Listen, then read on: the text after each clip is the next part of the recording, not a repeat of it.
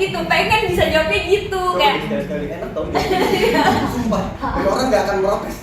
Ya pengen gitu sekali-sekali, apa kabar gitu kayak nggak baik, mau nangis banget tapi harus kerja gimana dong, kan nggak mungkin jawabnya gitu ya. Gak siap dapat jawaban begitu. Beneran itu aku udah coba itu. Ya, Beneran sumpah. ya maksudnya jadinya kayak pengen gitu sekali-sekali kalau ditanya jawabnya sesuai dengan apa yang kita pikirin gitu, tapi kan karena ya lo big figure dan harus bikin orang lain happy gitu, jadi ya mau nggak mau harus ya udah aja gitu. Sampai ada juga momen dimana kayak aku lagi sakit nih, ini tuh sakitnya benar-benar parah banget gitu. Sampai pas aku ke dokter bilang gila pain tolerance kamu tinggi banget gitu. Tapi aku tetap senyum-senyum gitu di lokasi, terus senyum. Padahal nih perut aku rasanya udah kayak mau mati deh. Terus pas break aku ngomong pelan-pelan ke produsernya, aku boleh ke rumah sakit gak gitu. Hah, emang kenapa? Karena nggak ada yang notice kalau aku tuh sebenarnya lagi nahan sakit. Perut aku sakit banget, aku kayak mau jadi bentar deh, suntik painkiller, habis itu aku balik lagi gitu. Oh, ya udah boleh. Dan orang nggak ada yang khawatir karena ngelihatnya aku biasa aja. Pas sampai mobil, aku nangis teriak-teriak karena perut aku sakit banget dan ternyata aku diinfeksi usus dari lama. Terus dokter bilang, kamu baru berasa, kamu gimana cara nahan sakitnya ini karena itu udah parah banget gitu. Dan kamu nggak bisa cuma disuntik painkiller terus balik lagi syuting, kamu harus dirawat di rumah sakit karena udah parah banget. Kalau enggak usus aku bisa, I don't know, bisa robek, bisa parah banget. Ya emang ditahan aja dong, udah biasa nahan gini. Terus aku udah nangis di rumah sakit. Terus akhirnya kata dokter, saya nggak ngizinin kamu syuting lagi, kamu harus beneran dirawat di rumah sakit. Akhirnya aku dirawat di situ dan produser dan pemain aku yang waktu itu kaget, sakit. Perasaan barusan bercanda-bercanda sama kita. Sabar. Ada minyak telur nggak? Tak baik dong. Itu pas lagi bekerja. Budi pekerti sama Kampus Fayuda gitu. Iya. Perasaan ketawa-ketawa, perasaan nggak kenapa-kenapa gitu. Padahal aku tuh nahan sakit banget. Sampai syuting film berikutnya pun karena emang perawatan yang nggak begitu baik ya, karena cuma bisa dirawat sebentar, terus aku harus kembali syuting lagi. Di film berikutnya sakit lagi gitu, dan orang juga nggak nyangka. Ada Bui di waktu itu ya, di lokasi syuting itu, aku ke rumah sakit sendiri, naik transportasi umum, karena aku nggak enak bangunin produsernya jam 3 pagi kalau aku harus ke rumah sakit. Jadi aku naik transportasi umum, minta digotong sama ini hotel ya, orang hotel. Mas, gotong saya nggak bisa jalan. Bingung kan? Yang bener mbak, beneran mas nggak bisa digerak. Gotongnya di mana? Gotongnya di sini. Ini dong. Gue tadi keras gitu. Gimana ya bilang gitu? Jadi itu bener-bener kayak aku digotong, dimasukin ke taksi. Gini ya, dimasukin ke taksi terus dirawat, terus orang kayak, Ri mana kok nggak turun breakfast? Baru aku kabarin aku di rumah sakit sebenarnya. Jadi segitunya aku tuh relate sama tari dan relate sama lagu Runtuh. Kayak boleh gak sih sekali aja nangis, boleh gak sih ngeliatin sisi lemah aku, ngeliatin kalau aku tuh sakit sebenarnya, boleh gak sih ngeliatin kalau aku tuh nggak baik-baik aja. Terus setiap hari dengerin lagu itu, akhirnya aku mikir kayak kenapa ya nggak bikin film tentang ini gitu. Akhirnya meeting sama tim kreatif dan kita memenggal kalimat yang menurut aku relate sama banyak orang gitu. Bolehkah sekali saja aku nangis? Siapa? Udah. Tadi mungkin bisa menyambung yang tadi diceritain. Iya, betul. Iya, nggak tahu. Kalau bisa pernah nggak sih mengalami yang seperti itu nahan Infeksi usus. Iya, gue salah di usus. Kalau program ini aku nangisnya ketawa aja tau nggak? Aku pernah nangis mau ketawa. Dikta. Yang ini. Pernah nggak menangis? Gue nggak tahu pertanyaan kamu mau apa. Iya. tadi kayak yang Pernah nggak ngalamin yang aku alamin, mau nangis banget tapi harus manggung gitu? Nggak pernah. Kalau iya. Kalau nahan yang lain aku iya, tapi kalau nahan lagi tidak. Ya, Karena karena ya udah kebiasa Yang kita tadi, mendistribusikan si nangis itu ke yang lain. Jadi lagunya. mau cerita. Kalau headline tadi macam-macam. Oh iya, enggak. Mental health. Kenapa film ini akan berbeda? Karena banyak Udah selesai belum? Kenapa udah banyak? Belum selesai. Belum selesai. Iya, Pernah jadi nggak? itu nahan itu tadi. Nah, iya. Nggak nahan, Digangguin, dia mau gue yang jawab. Nggak pernah. Tapi kalau misalnya di misalnya manggung terus ternyata ada masalah di keluarga atau segala macam itu kan nggak enak ya. Mau marah nggak bisa, mau nggak bisa, mau apa nggak bisa.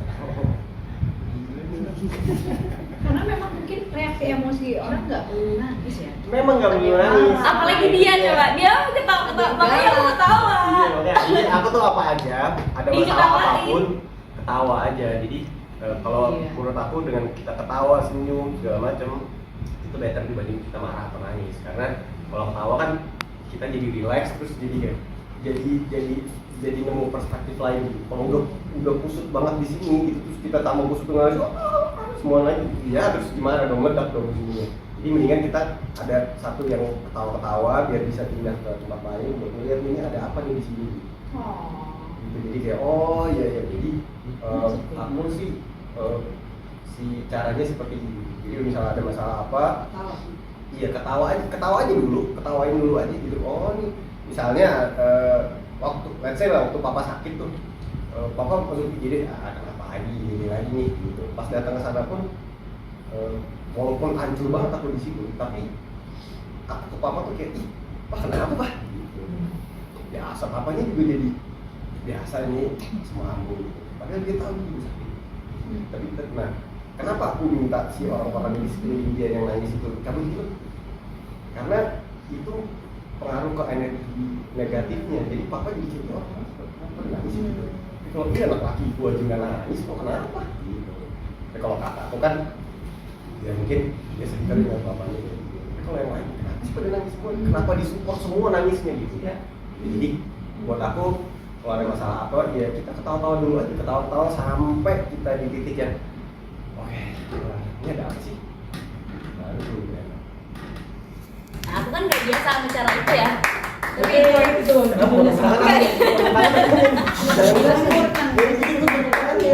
enggak, aku kan nggak biasa sama cara Mas Dikta ya menertawakan masalah. Kalau aku, Tragedi gitu ya. aku tuh tipenya yang kalau sedih emang sedih, nggak mungkin bisa aku ketawain. Nah pas kenal Mas Dikta ada beberapa momen aku sedih diketawain, aku jadi ikutan ketawa. Jadi aku kayak oh bisa juga ya ketawain masalah gitu ya. Jadi kayak aku lagi nangis terus dia malah ketawa. Wah kok diketawain sih, ini tuh sedih banget loh. Tapi karena Mas Dikta ketawa aku jadi ketawa juga gitu. Tapi pada setuju nggak kalau intinya nangis itu bisa sehat? Setuju. Ya, Setuju, kan? aku Sehat. setuju. Nangis itu sehat. Justru sebenarnya aku pengen banget bisa jadi orang yang gampang nangis. Cuman karena dari kecil settingannya udah di setting kayak gini sama papa sama mama, jadi dari sangat kecil aku udah di setting kalau laki-laki itu nggak boleh nangis karena nggak boleh cengeng. Terus kebetulan kakakku juga kan dia bully pengaruh, jadi dari kecil aku udah dikasih tahu dia buat ini kakak kamu seperti ini, kamu anak laki-laki kamu harus jagain dia, kamu pokoknya doktrinnya adalah aku jadi gladiatornya gitu. Jadi nggak ada space buat aku buat gampang nangis tuh kayak apaan sih gitu. Jadi teman-teman aku misalnya nangis gara-gara nggak dibeli mainan gini, aku nggak relate tuh sih, nggak ada urusannya untuk kalau aku pernah nangis waktu itu kakakku dia kan temenan sama anaknya Dewi namanya Giska almarhumah. Mereka deket banget sampai akhirnya satu hari kakakku tuh bawa kaset dari dulu aku lagi di kamar dia naruh bang mau denger ini gimana coba gimana ya, jadi pas ditaruh kaset itu saya bilang kenapa aku mau denger itu SMP apa SD SMP kelas 1 anak segede gitu aku disuruh menghadapi situasi yang ini harusnya bukan gue yang jawab loh gitu. Sampai akhirnya kayak aku cuma jawab oke, nanti pasti benar nanti dia keluar baru sih aku nangis. Sama waktu itu dia kan sekolah di Santri Rahman. Dia ada acara dia nari daerah. Aku mikir gimana caranya nari daerah dia. Aku datang ke terus di situ aku lihat dia nari, orang-orang senyum, tapi aku tahu gak mungkin bisa sih karena dia ngapalin ketukan. Dia nggak dengar. Dia nggak dengar dan dia ngapalin ketukan, jadi dia mikir gerakin dan dia benar. Itu juga aku nangis.